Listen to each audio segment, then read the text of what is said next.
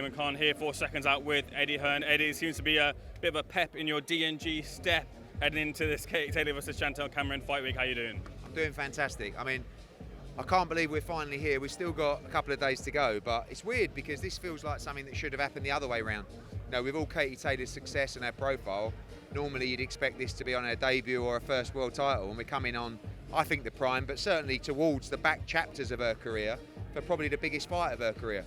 The atmosphere is going to be unbelievable. The eyes of the world are going to be watching Dublin at the weekend, and we can't wait.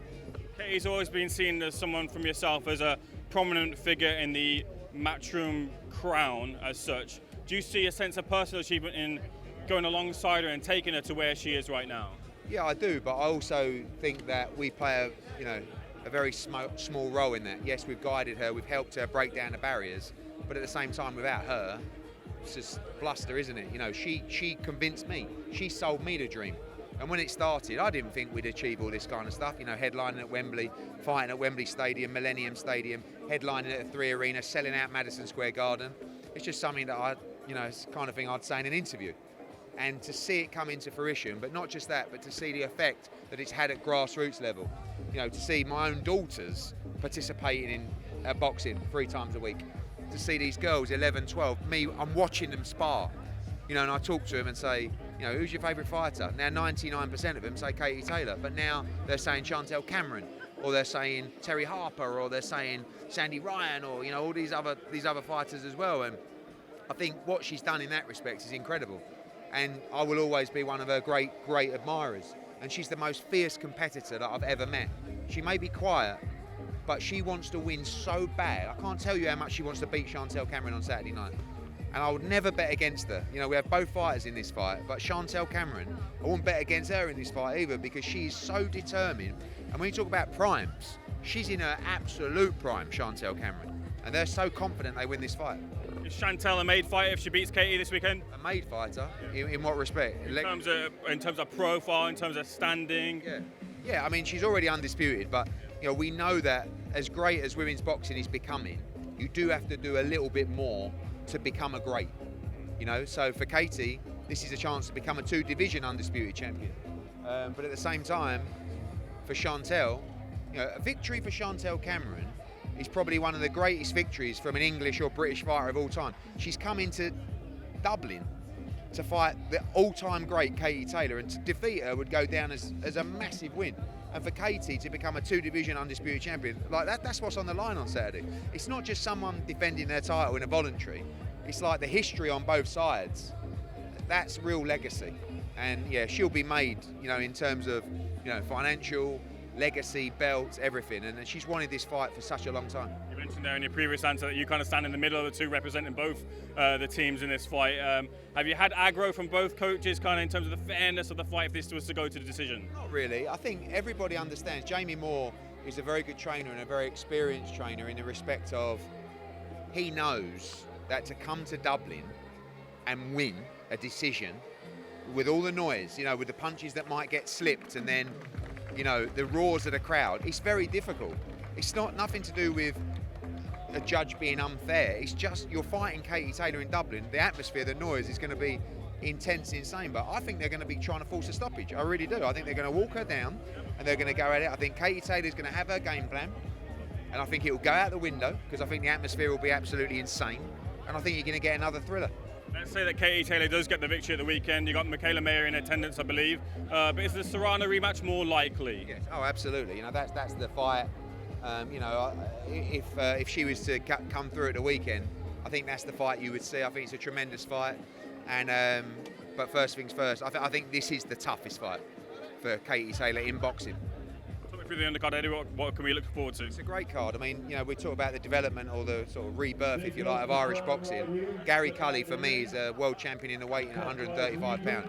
Good experienced opponent in Jose Felix. I expect to actually see some rounds from Gary, and we've just been seeing him knocking everyone out in the opening rounds. Brilliant female fight, Terry Harper against Cecilia Brackhouse.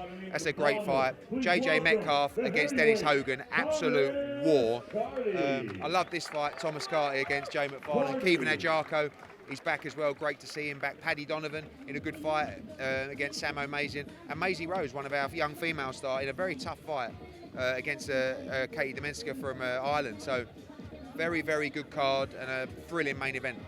This is the first big event in Dublin for a while.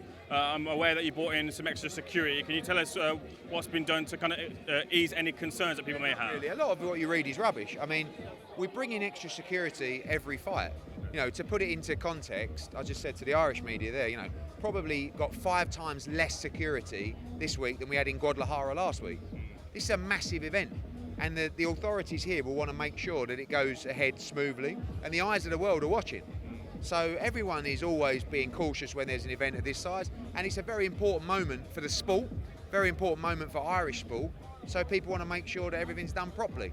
You know, it's an expensive operation, and yes, there is more security in place this week than there might be at Wembley Arena, but not compared to other cities that we've been around the world. So we do this week in, week out, and everyone's very comfortable with where we are. There was a fight that featured on the card that's now dropped off, that being Ellie Scotney in a world title fight. Shane Mcguigan had his say on it recently. He said that maybe you didn't want to get your hands dirty in terms of the situation and kind of wash your hands of the situation. What's your response to Shane Mcguigan's comment? I was a bit disappointed with Shane's comments. You know, he said that he got dragged into it. I mean, he was the reason that it occurred. You know, I don't blame him for it, but ultimately it was a very difficult situation for us. I spoke to both teams consistently. I was as fair as I could be. I was as honest as I could be.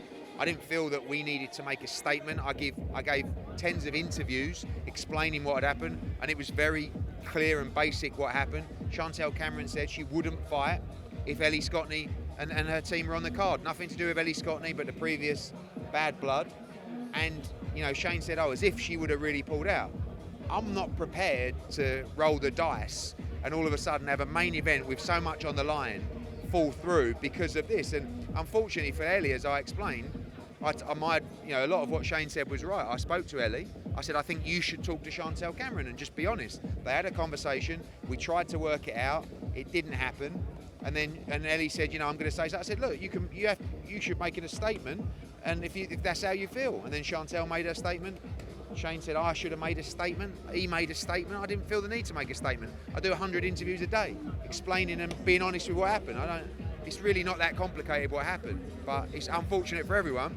But we acted very quickly, and 3 weeks later, Ellie Scotney fights in her hometown for the world title as co-main event on a big card in London. So we worked it all out, but, you know.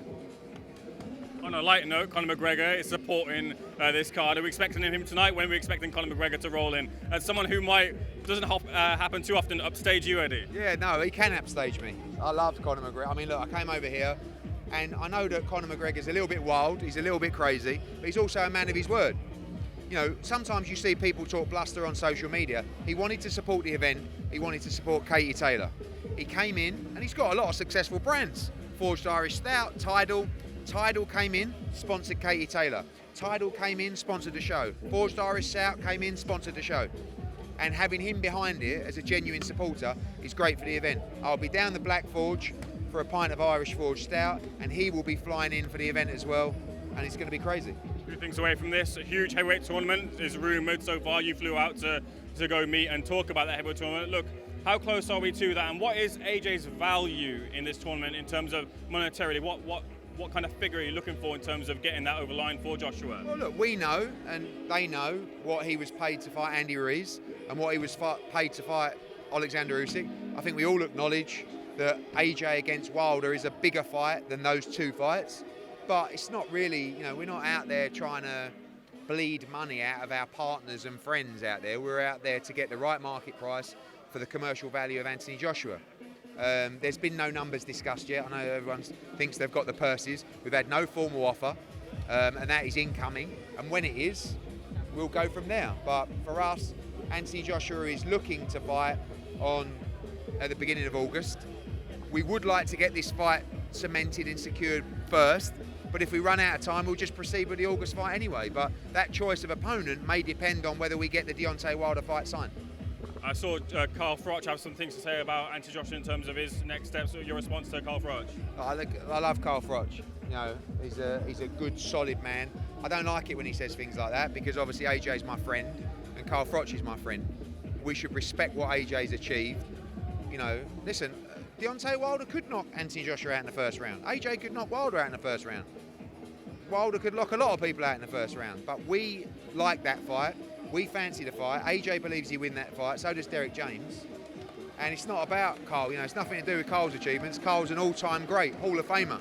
AJ's in his own lane doing his own thing, and the effect that he has had on boxing worldwide, and particularly in Britain, can never be compared to anybody else. So, he's out there doing his best, trying his best, giving his heart and soul to the game, and we're behind him 100%. Are the Usyk Dubois purse bids likely to scupper any deal? I don't think there'll be a purse bid. I don't think you'll see that fight. Okay. A couple final things for me. Look, you and Shalom have kind of been embroiled in a back and forth. Are there any kind of lessons you feel Shalom might need to learn in his early days that you learned in your early days, Eddie? You learn with experience, don't you? I think it's difficult, because I think the strategy at the start was low profile, don't want a forward-facing promoter. That's changed very quickly, and you get yourself in a muddle sometimes when you lack experience. I think it's great to see so many promoters, and good to see young promoters as well. And I'm no longer the young promoter, but what I do have now is, 30-odd years of experience in boxing, but 15 years of experience in the business. And you learn a lot. And when I started, you have to understand, when I started, everybody was trying to get me out. I mean, they're still trying to get me out. But back then, when I was much younger, and you're getting all these people coming out in interviews saying this, you're getting legal letters. It's tough to stand the test of time, and it's not for everybody. Like as much as this life has been great for me and beneficial for me, it's also been sometimes very unenjoyable. And you have to be a specific kind of person to roll with the punches every day and the abuse and the stick, and bounce back and take another one and bounce back and take another one and bounce back.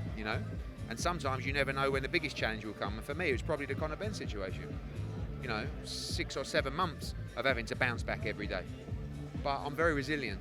I'm not the most talented man in the world, but you'll never outwork me, and you won't beat me. And you can throw a million things at me, and I'll still come, unless it's a big right hand, and then I'll go to sleep. But not everyone can do that, and it's good. I like it. I think it's a good test for Ben, because obviously it's a nightmare what happened to him. But you've got to be a little bit careful. Like, we're here, we're in the best interest of the sport. We want to work with all promoters. It's all bollocks. It's all complete bollocks. Every promoter wants their platform to have the best fights and no one else to succeed, basically. Now, when there's a fight that makes sense for your fighter and for everybody, that's when it happens. And everyone puts their hands up and goes, see, we just want to work with other promoters. Bob Arum hates everyone. Ben Shalom hates everyone. Frank Warren hates everyone. And I pretty much, I don't know, actually, hate's not, hate. Bob Arum don't like anyone. Frank Warren don't really like anyone. Ben Shalom don't really like anyone. And I don't really like anyone. But every now and again, when it makes sense, we'll make it happen. But yeah, it was a bad time for them, but I'm sure they'll be back. 2 final questions. Haney versus Loma prediction. I feel like Haney will win most rounds in that fight and win a unanimous decision. Interested in signing Haney after the fight? Yeah, I mean, he's making a lot of money. We'll have to see how the pay-per-view does. Final thing. Look, you said you'll do deals when it's right. That heavyweight card could see you and Frank Warren in the same building. You two handshake and a chat? Yeah, of course. Listen, we've got a good relationship with George Warren, who is the future of that business, and that's great. We're going to put Frank, my dad, and Bob. They're on limited time. I mean that not in life, but in business, and this is the future. And we have a very open line of communication with them, and I think a sensible approach. That again, same thing. When it makes sense, it happens. Conversation, Eddie. Looking forward to the week.